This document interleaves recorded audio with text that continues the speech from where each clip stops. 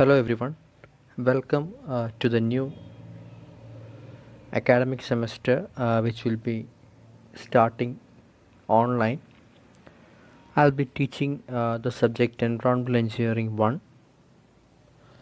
In the previous semesters during your S5 and S6 you have studied the subjects like water resource engineering and design of hydraulic structures.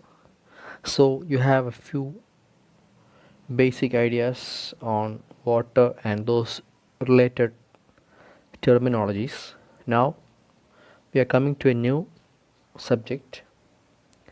This subject has very much importance in exams, especially the competitive exams like GATE. So the semester 8 SAT will also have the continuation of this session. So environmental engineering 2 will be taken in essay. So we will start with environmental engineering 1 as introduction. This is the syllabus of module 1, introduction to environment, source of water supply, water demand, quantification of water demand through population forecasting, factors affecting consumption, fluctuations in demand. So you'll have problems in this module and a basic introduction to the water sources and related things. Okay, fine. Now this course has also been called as water supply engineering. That's it. We need to supply water, that too we have to supply water which is protected. So first of all, before starting anything else, we will list out some objectives of protected water supply. Some objectives can be listed as given: to supply safe and wholesome water to consumers, to supply water in sufficient quantities, to supply water at convenient points and timings, to supply water at reasonable cost to users, to encourage personal and household cleanliness of users. So we have to provide water to the people. So as a civil engineer, what all considerations must be given for this purpose? We will be detailing these things in this subject. Now, as we can see in the heading, suggests the term components of a protected water supply scheme. What will be the components for providing the above stated water supply? So as far as we are concerned, we know the framework. We written the framework like source of water, intake, treatment, distribution.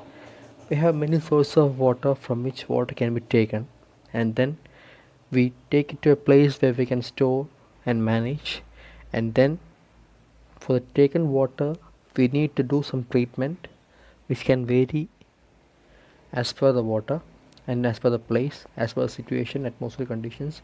Different conditions need to be taken into considerations, and then finally the process of distributing to each and every person living in a society. So these 4 points together consist of a protected water supply scheme: source of water, intake, treatment and distribution. So in this subject we will be mainly focusing on the third and fourth aspects: treatment and distribution. This will be the main aspects which will be detailed in the coming modules and also this module. So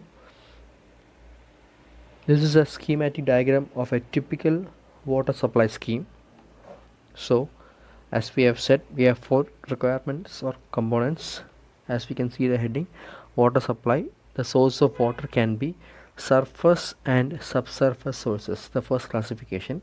And the surface sources are, we know ponds, lake, river, other things. And then the subsurface ones comes under springs, well, gallery, infiltration well. These terms are familiar to you or may be familiar by studying this WRA and hydraulic structures. Even though it is not that familiar, no problem, we can come to more these terms as the classes go on. Then the classification goes on like we take water from all these things to the intake works where we store and manage these things, and the intake works design and some of these things have been studied the previous semesters, few things. And then from the intake works we go to the treatment works. On the treatment we can see various methods like aeration, sedimentation, filtration, disinfection, and some other miscellaneous treatments. So after this treatment we go to the distribution system, design of distribution system, and finally by the distribution the water gets given to the consumer. So this is a very big network which includes many things, so we will be detailing these things as the modules go by, and we will also discuss what needs to be done and how these things go later in the live class. So thank you.